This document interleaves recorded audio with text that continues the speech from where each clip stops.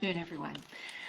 It's time for Mrs. Ballou Reads, and the book we are currently reading is Return to the Hundred Acre Wood by David Benedictus, decorations by Mark Burgess, in the tradition of A. Milne and Ernest H. Shepard, published by Dutton Children's Books. And in the first chapter that we read a couple weeks ago, Christopher Robin returned to the Hundred Acre Wood, and in the second chapter they had a spelling bee, and Pooh stayed at Christopher Robin's house that night and watched him have a bath. And now we're on chapter 3, in which Rabbit organizes almost everything. Rabbit was the most sensible of animals. If you were to ask anyone in the 100-acre wood, is there anybody sensible around here, they would be sure to say, go and see Rabbit.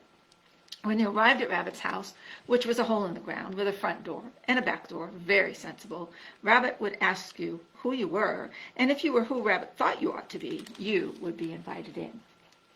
There is his house. Rabbit's front room had sensible things in it, like calendars and colanders and fireside rugs and fire irons and sturdy Royal Doulton china and a map of Bournemouth on the wall. Once you were seated, Rabbit would bring you a sensible cup of tea on a large saucer in case of drips, and by way of a treat, a small piece of shortbread from a tin with a picture of Edinburgh Castle on the top. Then, having made sure that you didn't scatter any crumbs, he would send you back where you'd come from. It's just as well there's somebody around these parts who has some sense, Rabbit used to say on these occasions. Otherwise, anything might happen. If someone had asked Rabbit what that anything might be, he would reply, pirates, revolution, things thrown on the ground and not picked up, and you should always carry a clean handkerchief with you just in case. One day, when Rabbit and Christopher Robin and Pooh were having tea on a sunny bank not far from Rabbit's house, they found the conversation going just this way. They'd got to the bit about revolution, at which point Pooh stuck his head right into his pot of honey. Which reminds me, continued Rabbit, regardless, nobody eats sensibly around here. Everyone should have gardens like mine. Then we could grow vegetables in rows like the Romans did. Did the Romans grow vegetables in rows? Asked Christopher Robin. Well, Rabbit replied, if they had grown vegetables, they would have been in rows, because it's too difficult to grow things in circles. Then leaning in close to Pooh, he said, consider all that honey and condensed milk. It cannot be good for you. You should eat as I do. Pooh pulled his head out of the honey pot and stared at Rabbit. I propose rationing you to 1 pot a month and replacing the honey with homegrown carrots and radishes. Radishes? Pooh cried in dismay. Just joking, said Rabbit. But if Rabbit was only teasing Pooh about his honey, he was serious about organizing things in the forest. What we need most around here, he announced, apart from gardens and sensible diets and some overdue hedging and ditching, is a census. Pooh licked the honey from his nose and asked Rabbit what he meant. A census is when you write down the names of everyone who is living in a place and how many of them and so on. But why, Rabbit? So that if anyone wants to know, you can tell them straight away. The ancient Britons did it in the Domesday Book, and once they knew who there was and where they were, Rabbit paused to catch up with himself, they could tax them. Why did they want to? Christopher Robin asked, reasonably enough. To pay for the census, of course, answered Rabbit. I thought everybody knew that. As word got about, the other animals expressed their doubts. It seems to me, Kanga remarked, that you can't count everything. Piglet said, it's not a census, it's a non-census, and then blushed at his own cleverness. Having announced to the world that a census was what the forest needed, Rabbit had no choice but to organize one. His first port of call was Owl's house. He pulled on the bell pull, then went in without waiting for an answer.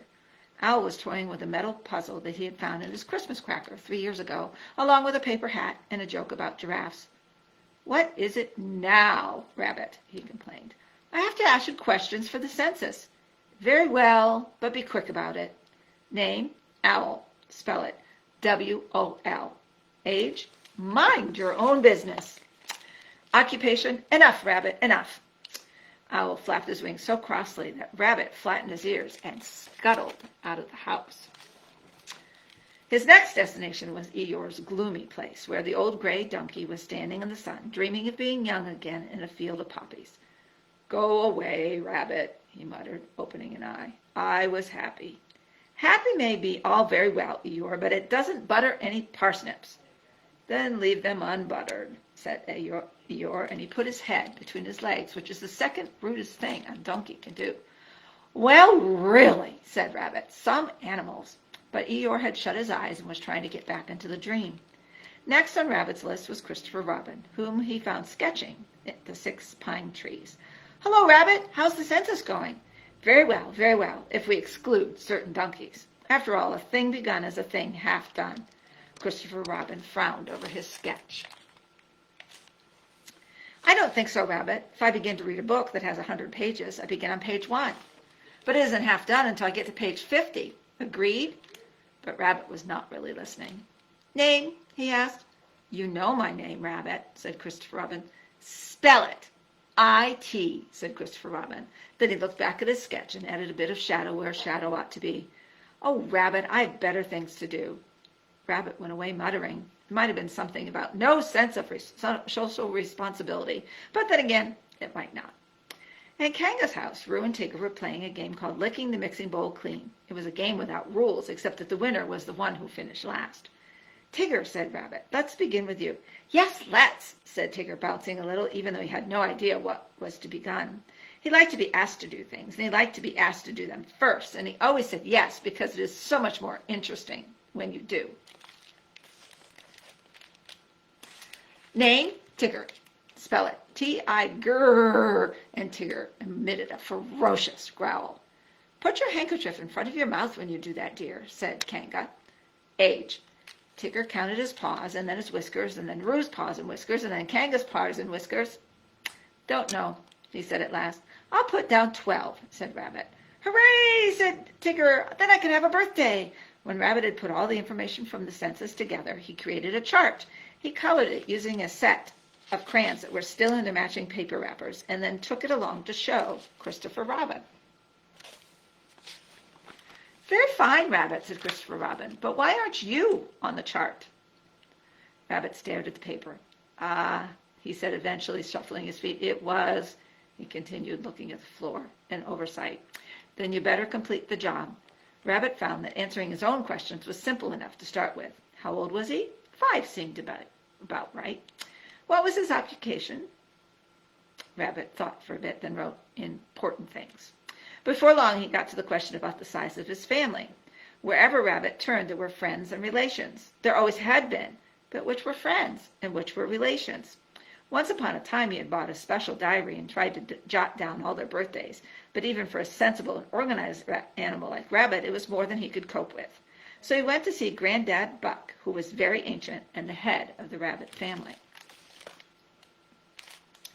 Granddad Buck did not entirely approve of Rabbit, partly because he did not entirely approve of anyone. But he listened intently, thought for a few moments, and then said, rather grandly, my advice to you is to spread the word that all your friends and relations are invited to your abode. Promise them food. Then as they arrive, get their names and ages. That should do the trick. He paused, then looked hard at Rabbit and barked, Now, young fellow, I must ask you to please go away. Rabbit did just as Granddad Buck had advised, promising carrots for relations and shortbread for friends. And in due course, on the day selected, Rabbit opened the door at 8:30 a.m. sharp, and the first rabbit demanded her shortbread. But you're a relation, objected Rabbit. You get carrots. The little rabbit put her paws over her floppy ears. Am not a relation. I want shortbread. So as to not hold things up, Rabbit gave her a piece. Within an hour, he had taken down the details of 3 hedgehogs, 4 mice, 6 squirrels, 3 beetles, and also 21 rabbits, all of whom claimed to be friends. The shortbread from the tin with the picture of Edinburgh Castle on the lid was long gone, and the homemade jam was going the same way. Rabbit was running out of paper, and still the line stretched all the way to Kanga's house. Many of the younger ones discovered the sandy pit in which Roo played and approved of it and played in it themselves. The carrots from Rabbit's garden lay neglected.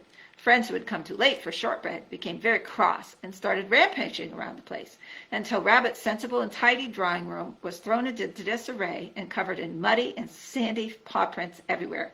Some of the younger children invented a game which involved rolling yourself up in the fireside rug with a lace doily on your head and pretending to be sultans and sultanas.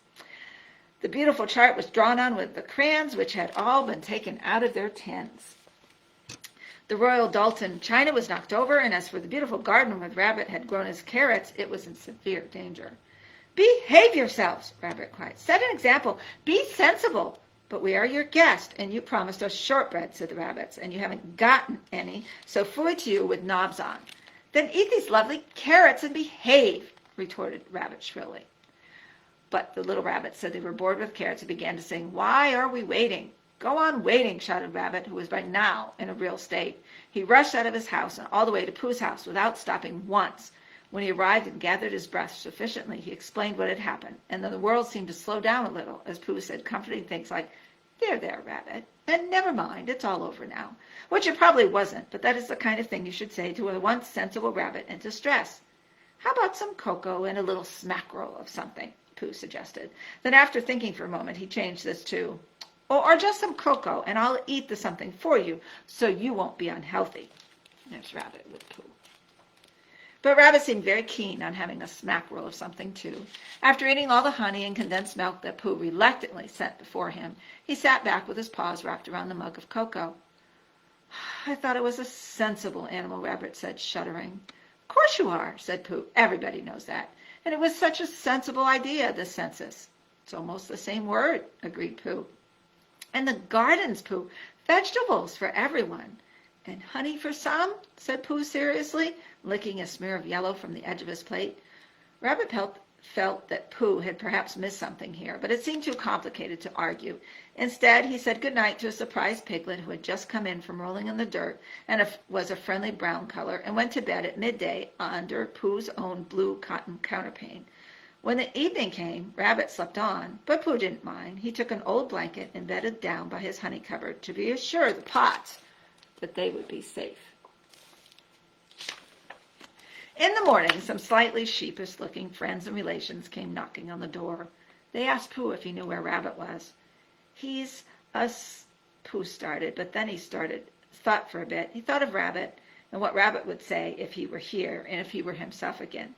"My dear friend Rabbit," started Pooh as importantly as he could, "my very dear friend Rabbit told me to tell you that the job for today is to tidy everything in his house and make it as organized as possible. Things in rows and things.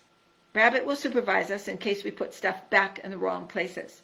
So they all went over to Rabbit's house, and it took less time than anyone expected to get the place shining clean.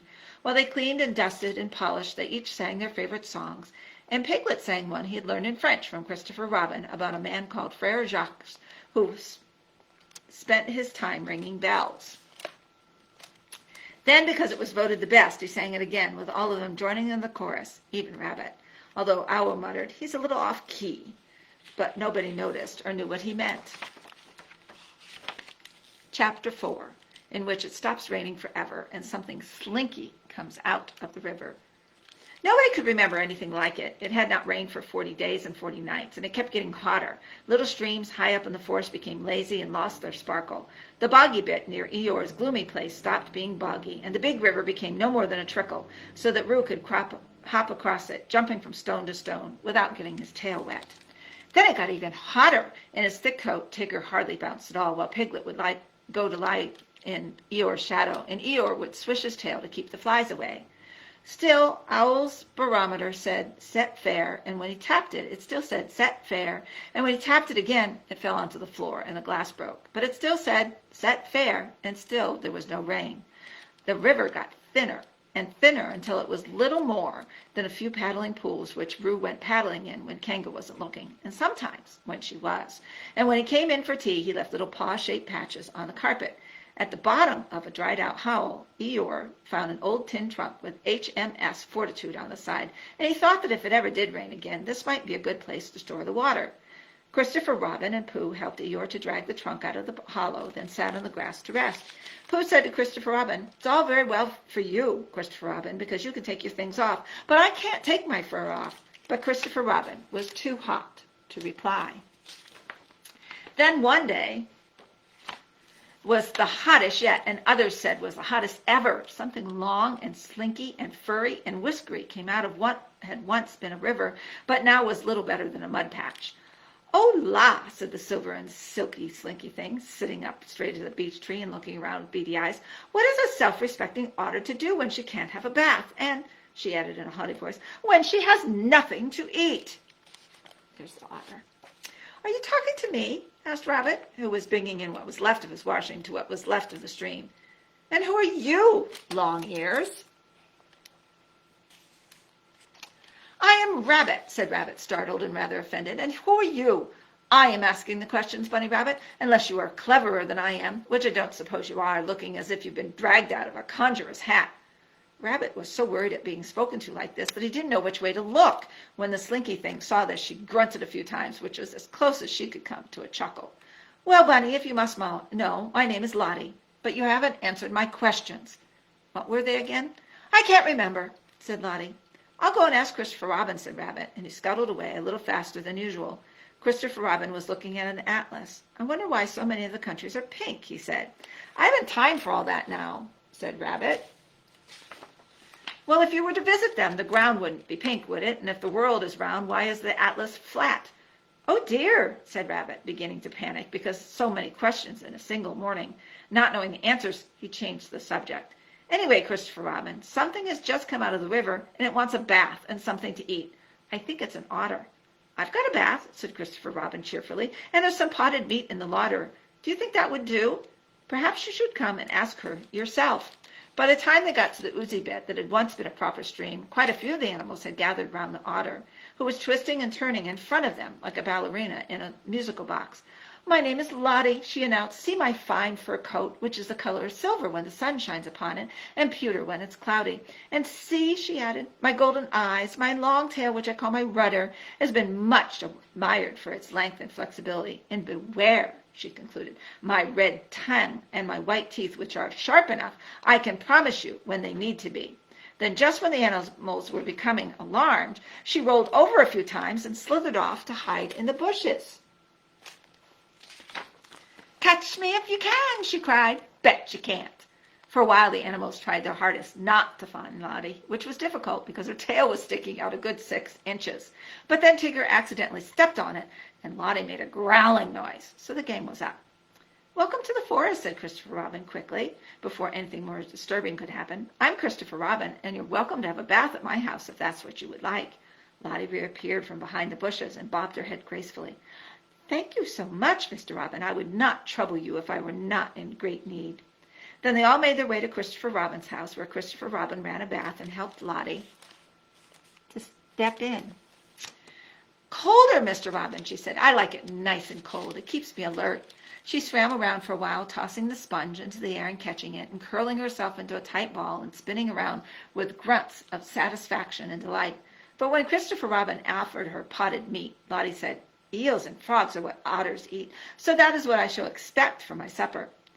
"I don't think we have any eels or frogs, Lottie, but would sardines do?" "Are they Portuguese?" "I expect some of them are." "Are they in olive oil or tomato sauce?" "Gosh," said Christopher Robin, who was not used to being quizzed like this, not even at school, and he went to the larder and came back with a tin. "In the best houses," said Lottie, "they serve both kinds and have pilchards in the servants' quarters." Christopher Robin wrapped Lottie in a yellow towel and carried her into the sitting room. He brought her solid sardines and olive oil in a blue dish, and she ate them hungrily, chewing up the crunchy bits and commenting, "Not bad." "And now," she said, "I shall play you a tune on my mouth organ." She did it very prettily, so the animals clapped, and the boulders one shouted, "Bravo, Lottie!" "Thank you, I believe I shall stay," she told them, curtsying. And still it did not rain. Eeyore tried to lie down in the shadow, but no matter how he tried, it was always too quick for him. And when that did not work, he licked the dew off the blackberry brambles. "It's not much fun," he said, "especially when there are cobwebs on them, which there usually are in the mornings, but it's better than nothing."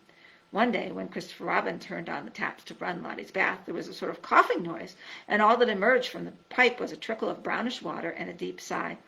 "Oh, la!" cried Lottie. "I'm not getting into that. I still have standards." There was nothing to do for it but to call a meeting. Al drew up the agenda, which read, 1. Minutes of the last meeting. 2. Lack of water. 3. Any other business. It was Al who called the meeting to order. Item 1, he said, minutes of the last meeting. "There aren't any," said Christopher Robin, "because there wasn't one. And even if there had been, there wouldn't have been. The animals murmured their approval. Very well, said Owl, a bit grudgingly. That's passed. Item 2. Seems to me, said Rabbit, that we need water, and we don't have any, which means that we need to get some. And quickly, Lottie added. This is true, admitted Owl, but where will we get some from? Eeyore raised a hoof. If anyone's interested in hearing what I have to say, which I don't suppose they are, but I'll say it anyway. Where was I? Oh, yes, if people in this forest thought a bit more instead of just minuting all the time, they might remember that there used to be an old well near Galleon's lap. At least, I think there did. But is it still there? Asked Rabbit. And can we find it? And will there be water in it, if it is, and if we can? Possibly not, and possibly not, and possibly not, said Eeyore. And 3 possiblies add up to 1 probably. Then we must go in search of it, said Owl. They might not have found the old owl had it not been for Lottie. As they approached the clump of ivy and gorse which concealed the opening, she suddenly sat up, the hair on her back bristling, her head high, her ears laid back, her nose twitching. Very softly she said, It is here. I can scent it. Water is to an owl, otter as air is to a bird. There they are looking. She scents it. With that, the animals set about clearing away the smaller plants, while Christopher Robin hacked at the big ones.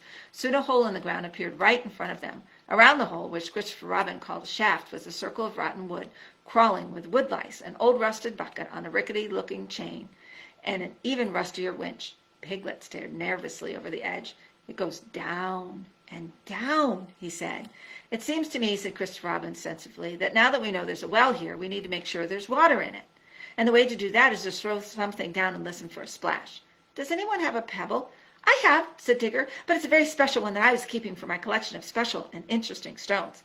Tigger, said Rabbit severely. There they are at the well. What we have to consider here is the greater good of the greater number. Give me your pebble. Must I? But even as Tigger asked, he knew what the answer would be. Then Rabbit took Tigger's pebble and held it high above the shaft and called for silence and let it drop. The animals listened for what seemed like several minutes, but probably was just a few seconds. And then unmistakably there could be heard a faint splosh. Well, said Christopher Robin, that is very good news indeed. It is good news. I quite see that, Christopher Robin, said Pooh. But if the water is down there and we are up here, the answer is the bucket, said Christopher Robin. We let down the bucket and it gets filled with water and then we pull it up. This suggestion was met with general approval, and Pooh said, What it is to have a brain. And Christopher Robin said, Silly old Pooh,